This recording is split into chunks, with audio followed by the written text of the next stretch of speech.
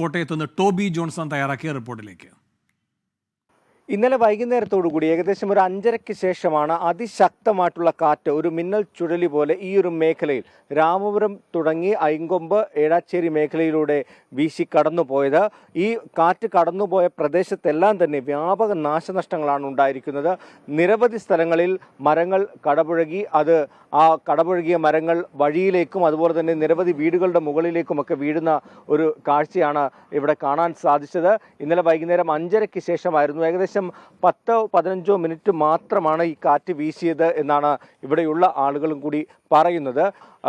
ഇന്നലെ വൈകുന്നേരം ഒരു 6 മണി സമയത്തായിരുന്നു ഈ മെയിൻ റോഡിലൂടെ, അതായത് തൊടുപുഴ പാല റോഡിലൂടെ കടന്നുപോയ ഒരു കാറിന് മുകളിലേക്ക് മരം വീഴുന്ന ഒരു സാഹചര്യം ഉണ്ടായി. പക്ഷേ അവിടെ ആളപായമൊന്നും ഉണ്ടായില്ല. ഭാഗ്യം കൊണ്ട് ആ ഡ്രൈവർ രക്ഷപ്പെട്ടു.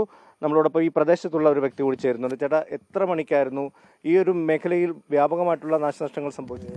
ഏതാണ്ട് 4:30 മണിയോടുകൂടി മഴ തുടങ്ങി. അത് കഴിഞ്ഞ് 5 മണിയോട് അടുത്ത് കനത്ത ചുഴലിക്കൊടുങ്കാറ്റായിരുന്നു. ഒരു പ്രദേശം മൊത്തം ആടി ഉലഞ്ഞ് മരങ്ങളെല്ലാം പിഴുതെറിഞ്ഞ് ഓടുകളൊക്കെ പറന്ന് പോയി. പല വീടുകളുടെ മേൽക്കൂരകൾ തകർന്നിട്ടുണ്ട്.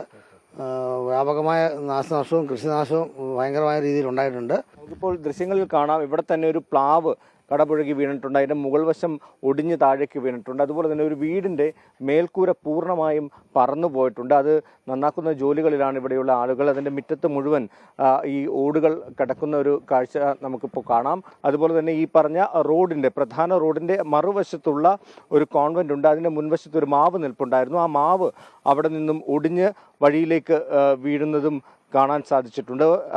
RDO ഈ ഒരു പ്രദേശങ്ങളെല്ലാം സന്ദർശിച്ചു കൊണ്ടിരിക്കുകയാണെന്നാണ് നമുക്കിപ്പോൾ മനസ്സിലാക്കാൻ സാധിക്കുന്നത്. അത്രത്തോളം വ്യാപകമായിട്ട് നാശനഷ്ടങ്ങൾ ഉണ്ടായിട്ടുണ്ട്. ഇന്നലെ നമ്മൾ ഈ വാർത്ത അറിയുമ്പോൾ ഇതിൻ്റെ ഒരു വ്യാപ്തി വ്യക്തമായിട്ടില്ലായിരുന്നു. പക്ഷേ കഴിഞ്ഞ ദിവസം കുമരകം ഭാഗത്ത് സമാനമായ രീതിയിലുണ്ടായ ആ ഒരു മിന്നൽ ചുഴലി പോലത്തെ ഒരു കാറ്റ് തന്നെയാണ് ഇന്നലെ ഇവിടെയും വീശിയത് എന്നാണ് മനസ്സിലാക്കാൻ സാധിച്ചത്. അവിടെയും കുമരകത്തും കഴിഞ്ഞ ദിവസമുണ്ടായ കാറ്റിൽ വ്യാപക നാശനഷ്ടമുണ്ടായിരുന്നു. അതിന് സമാനമായ രീതിയിൽ തന്നെയാണ് ഇപ്പോൾ ഈ ഏഴാച്ചേരി, ഐങ്കൊമ്പ്, രാമപുരം, പാലാ ഭാഗത്ത് ഉണ്ടായിരിക്കുന്നതെന്നാണ് നമുക്ക് മനസ്സിലാക്കാൻ സാധിക്കുന്നത്. എന്തായാലും നഷ്ടപരിഹാരം അടക്കമുള്ള കാര്യങ്ങൾ എത്രയും വേഗം ഇവർക്ക് ലഭ്യമാക്കണമെന്നാണ് ഇവിടെയുള്ളവരും പറയുന്നത്.